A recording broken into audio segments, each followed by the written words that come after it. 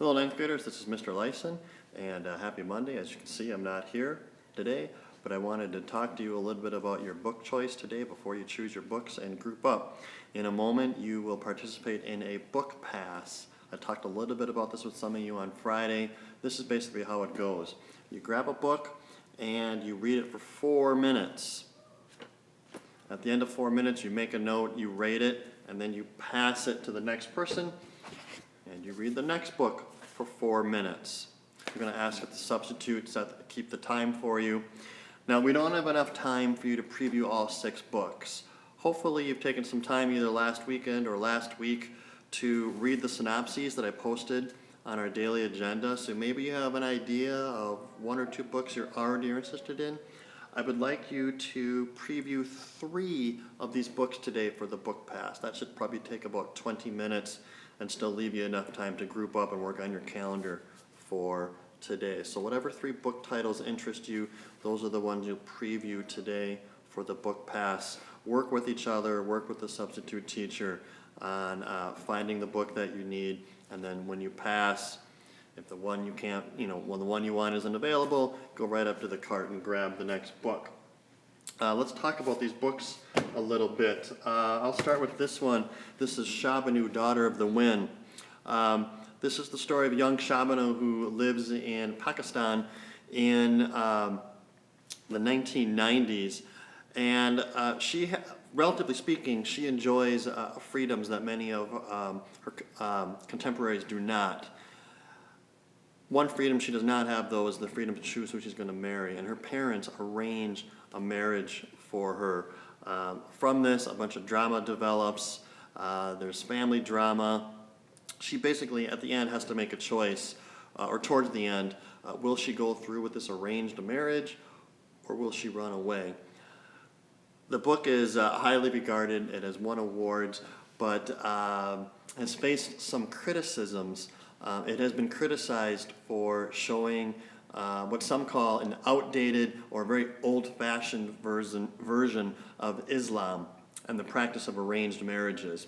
Still takes place in some places in the world, but if you want to, a peek into that corner of the world and those traditions, Shabanu might be a book that interests you. Another book that is not without some controversy, Go Set a Watchman. This is the book I don't have copies of. I know some of you were interested in procuring a copy of this. The reason that Go Set a Watchman is controversial is because it was lost for 60 years. Harper Lee only published To Kill a Mockingbird, and that was it. 60 years later, until about 2 years ago, this manuscript was found. But not until after Harper Lee's older sister, who was her lawyer and kind of the keeper of her estate, she passed away, and a newer, younger lawyer then found this lost manuscript. People object to this being published. They think maybe Harper Lee was too old to actually give the okay. Does she actually know that this is being published? The publishers and her lawyer insist that she was, or that she is. The other problem with the book is it's just not quite as good as To Kill a Mockingbird. You can tell that it was an early first draft of a young writer. Maybe there is a reason she never had it published. But it's here if you want to see, the first thing that was written before To Kill a Mockingbird. The last reason it's controversial is that actually, even though it was written first, it takes place 20 years after To Kill a Mockingbird and shows our hero from the first book, Atticus, in a very different light, and one that people have not enjoyed as much. So have at it if you have your own copy of that. This book is called Old School. This takes place in the 1950s in a northeastern preparatory school. This is a high school, but one that is preparing kids for Ivy League colleges. I say kids, I should say boys. It's an all-boys school. This school prides itself on its lack of snobbery. Even though they all have lots of money and their fathers got them into this school, they pride themselves on being a true meritocracy. Each trimester at this school, there is a visiting author, and all of the students enter a piece of writing into a contest. The winner of that contest gets to sit with the visiting author. So poet Robert Frost visits, actual poet. Author Ayn Rand is the second one, but it's the third one, Ernest Hemingway, who is the boy's hero, that really sets off a storm of tensions between the boys, and some unexpected results come as a result of that writing contest.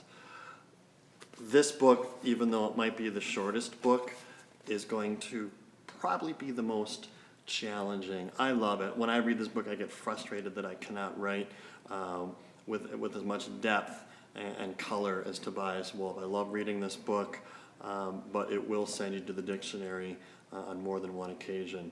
So if you're looking for a challenge and you want a book that doesn't necessarily follow a traditional narrative structure, this one is a good one for sure. I'll pause there. I mentioned the thickness of the book. I don't want you to pick your book based on how long is it. Each of you are going to have to read 20 to 25 pages a day to finish your book on time. And a lot of you will say, well, how long is the book? It's not the length of the book. It's the typeface. The black cover of To Kill a Mockingbird that some of you read is 100 pages longer than the purple cover.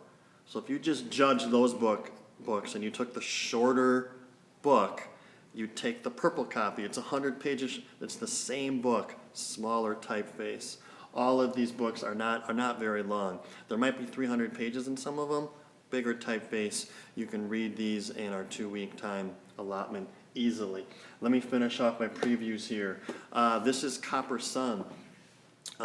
This is a story about the North American slave trade, and follows the story of 15-year-old Amari, who is actually captured and taken as a captive in West Africa, and tells the story of his trip across the ocean and the people he befriends and his adjustment on plantation life in America once he arrives there. This one has won many awards. It's been popular. 9th graders have liked this one. Certainly grab that one if you want to. If you're into history in a dark chapter of American history. There seems to be a common theme among our books, and it is some dark material, and A Northern Light is no different. A Northern Light follows Maddie Goski, 15-year-old girl, super intelligent, loves to read, wants to go to college. Her father won't let her go to college. He wants her to stay and help and work on the farm. Maddie befriends a girl named Grace. Grace quickly hands Maddie a pile of letters and says, burn these, get rid of these. Well, Maddie doesn't. She keeps the letters. She forgets to burn them, and later the body of Grace turns up dead. So there's a little bit of a murder mystery in A Northern Light. Check that out if you're interested in that one. And then the last one, this one's a little bit different. House of the Scorpion. This is science fiction.